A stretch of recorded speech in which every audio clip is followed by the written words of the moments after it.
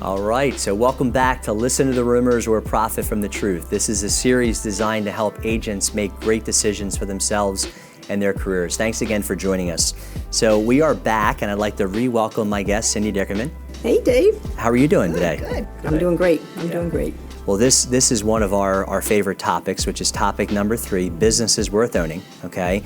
So why don't we just dive right into it? When you hear that term, business worth owning, what does that mean to you? So can I back up a little bit and talk about, when we talk about careers worth having, so when you have a career, it's sometimes a job, right? It's a job that you have, you work for someone else, you go to work every day, and you have a career.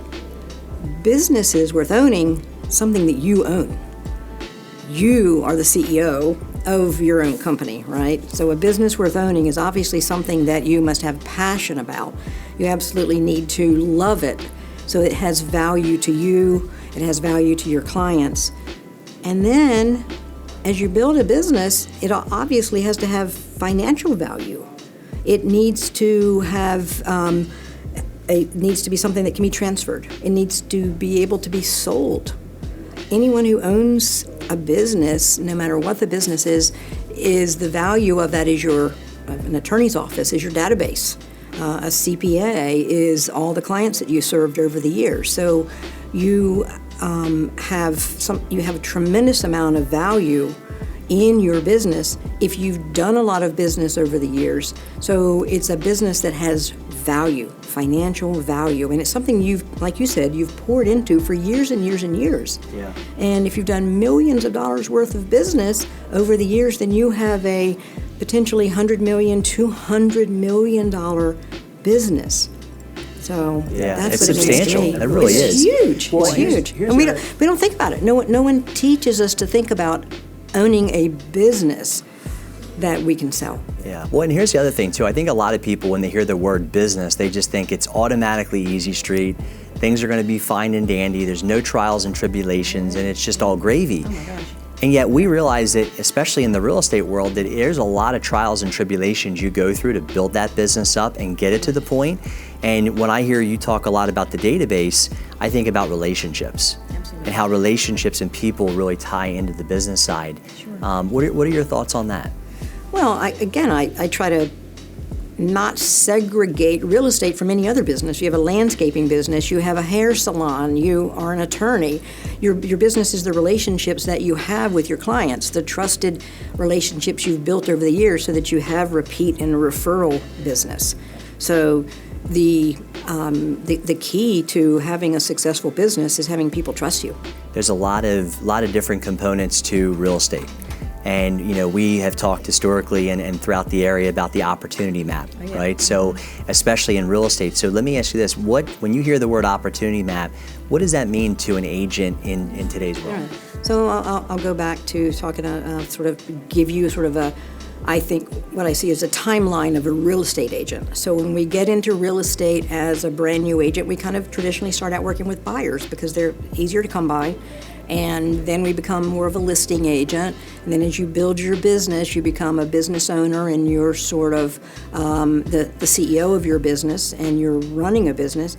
And maybe after 10 years or so of doing that, you're kind of going, well, what's next? What am I going to do next? Like, am I really going to sell houses and be on listing appointments, Tuesday night and Saturday afternoons for the rest of my life? What else am I going to do? So when you really, at Keller Williams is the land of opportunity.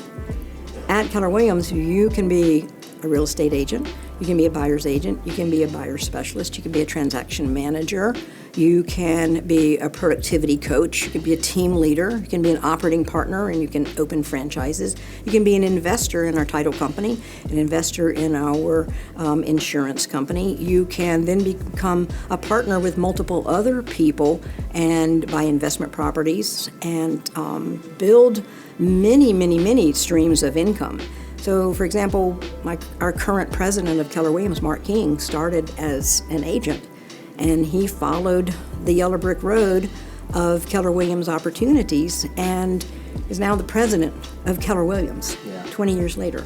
So you can be anything you want to be as long as there's no ceilings, there's no glass ceilings. Yep. And so, Cindy, let's talk about one of the great travesties in real estate. Okay, so we spend years, educating ourselves, going to events, building the business, putting in so much time and energy, blood, sweat, and tears to get it off the ground and to help others. All right, and then all of a sudden, a lot of real estate agents just like, I'm done, I'm out, where like in other businesses, they would never do that. They would actually have a well thought out plan on how to keep it going. So how should agents who are thinking about either scaling back from sales, okay, or altogether retiring, like what should they be thinking about and doing differently these days?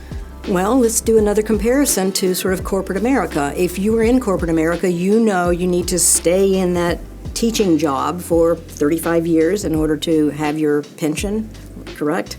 You need to stay in the corporate role that you're in for X number of years. And real estate agents are dependent on funding their own retirement. So I do know that a lot of people still work and still will take those listing calls and still work with buyers because they haven't sufficiently funded their retirement.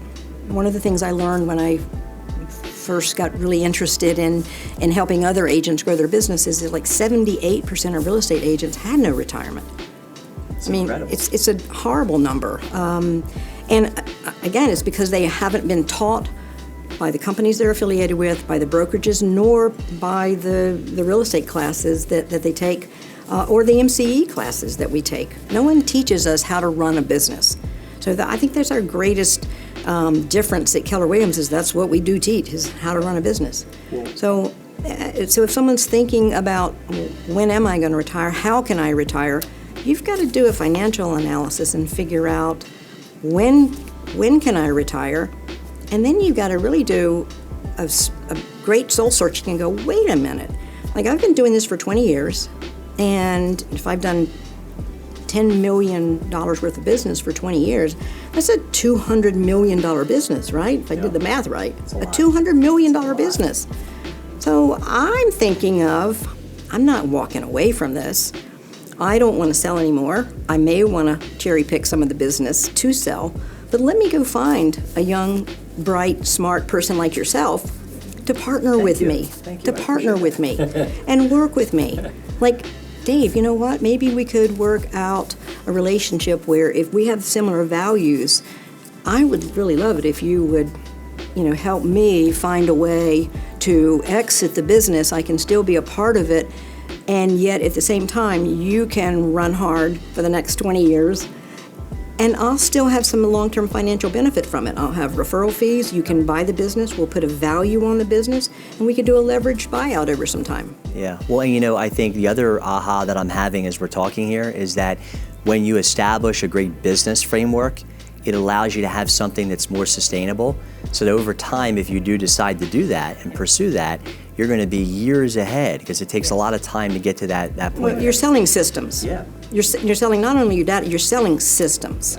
And if I walked away from the business when I was in sales, I was able to leave the sales business with a database that the systems were consistently communicating with the buyers and the sellers, and continue to do so as if I never walked away, as if I'm still there. And I still run into people today, let's see, how long is that, 10 years later, who think I'm still selling, and they don't even know I'm not affiliated with the Dickerman team. Well, you're doing a good job of keeping top of mind. We obviously covered a lot, right? But I think some of the recap here is that, your database is your business. That's the foundation.